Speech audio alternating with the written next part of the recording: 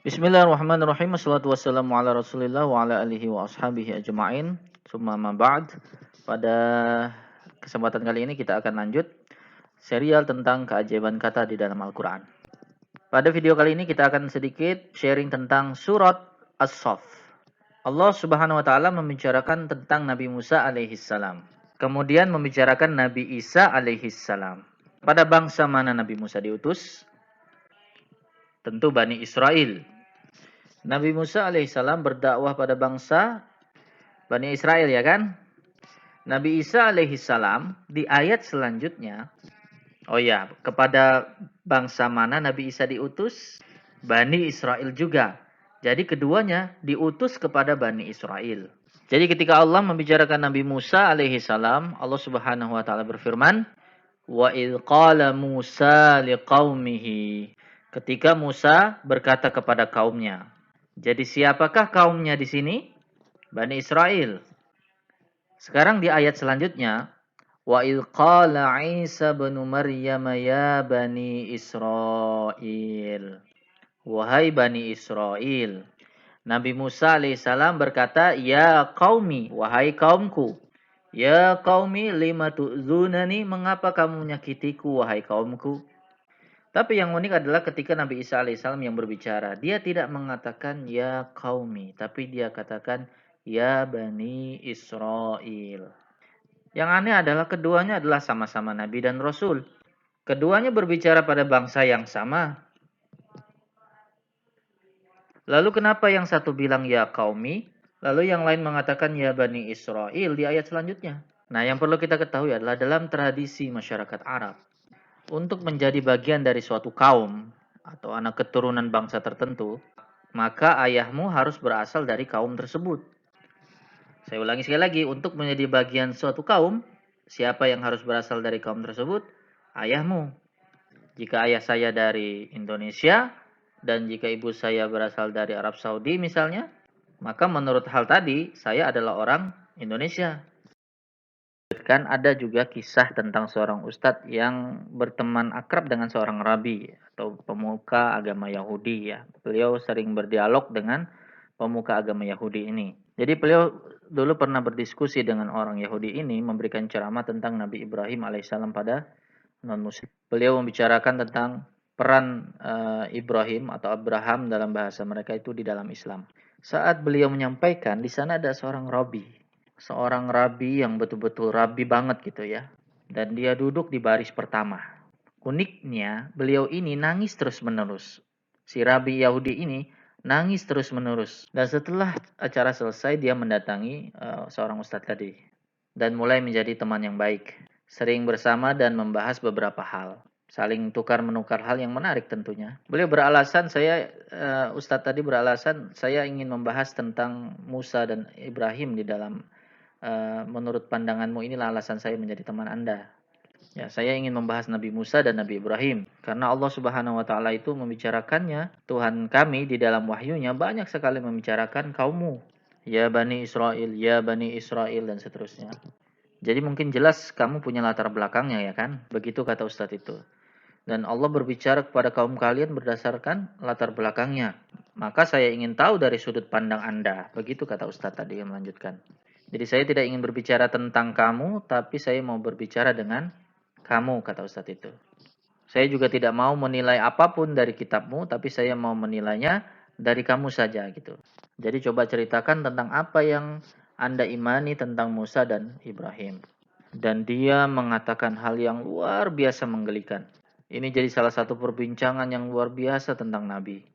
Jadi Ustadz ini belajar satu hal dari hal peristiwa ini.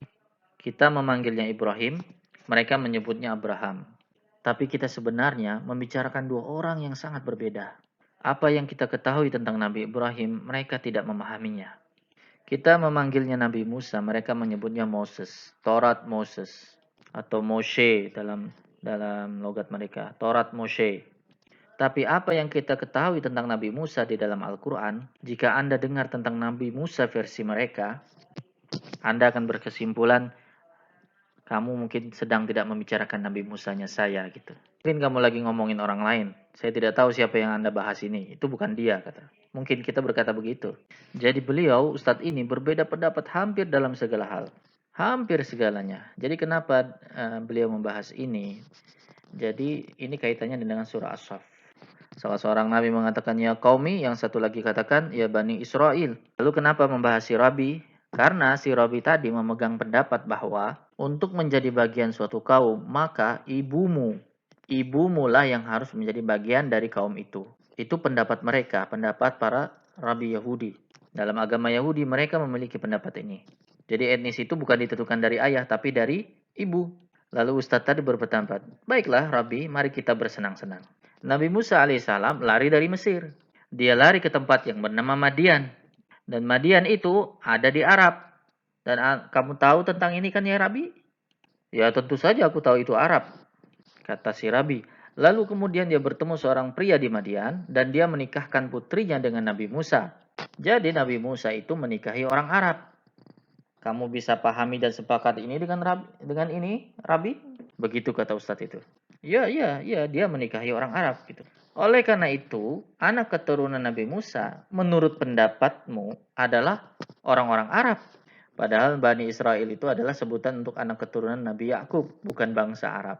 Lalu akhirnya si Rabi pun menghindar dan mengakui bahwa itu juga kebingungan yang terjadi di antara mereka gitu.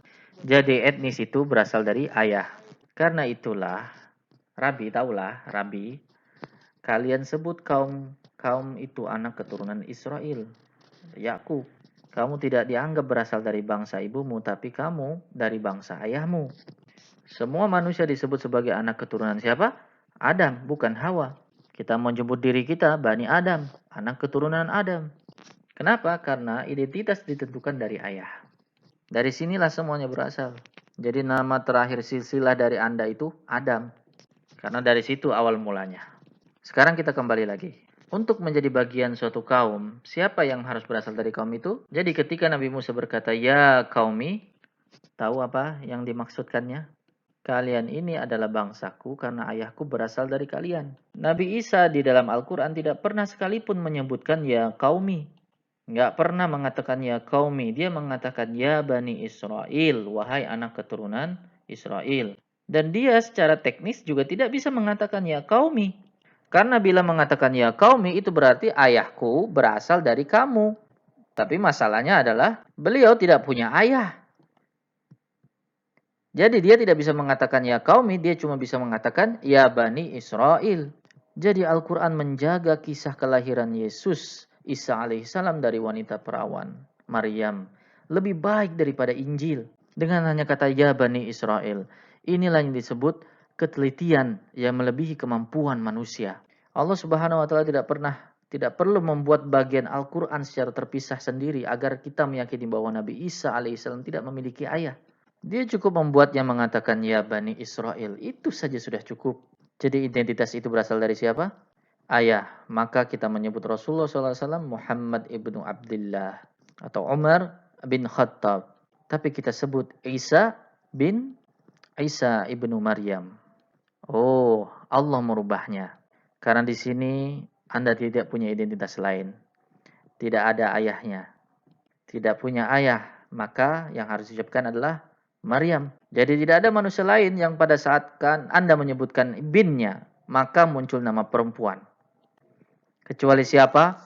Isa alaihissalam. Karena itu bagian dari keimanan kita bahwa orang tuanya cuma satu. Karena itu bagian dari keimanan kita bahwa orang tuanya cuma satu.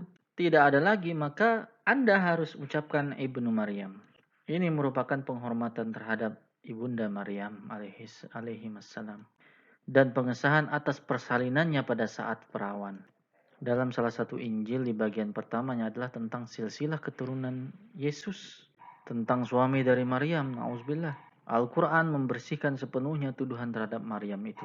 Subhanallah.